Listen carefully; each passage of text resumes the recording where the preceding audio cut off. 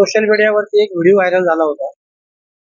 4-5 तरुण या परिसरात दंगामस्ती करत होते, दहशत माजत होते.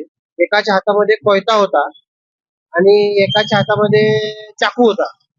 तो जसा व्हिडिओ आम्हाला प्राप्त झाला, त्यावर आमचे डीबी पथक मधील सर्व अंमलदार सगळ्या टीम तयार करून ते कोण युवक होते त्याची माहिती घेऊन त्यांना ताब्यात घेऊन आज त्यांना त्यांच्यावरती गुन्हा दाखल करून कारवाई केलेली आहे. आणि त्यांना या ठिकाणी काय काय त्यांनी दंगामस्ती केली, दहशत माजवली, त्या अनुषंगाने माहिती घेऊन गुन्हा दाखल करत आहोत आणि ते कारवाई करून त्यांच्यावरती प्रतिबंधात्मक कारवाई करत आहोत.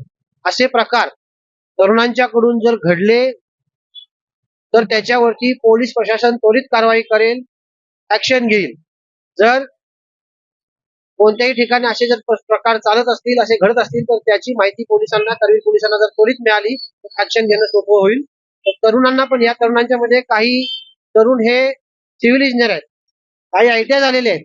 सुशिक्षित असणारे तरुण सुद्धा जर अशा चुकीच्या मार्गाने जर संगतीमुळे, मित्रांच्या मुळे करत असतील तर पालकांनी सुद्धा सजग होणं गरजेचं आहे. पालकांनी विशेष लक्ष देणं गरजेचं आहे. धन्यवाद. एबीपी माझा, उघडा डोळे बघा नीट.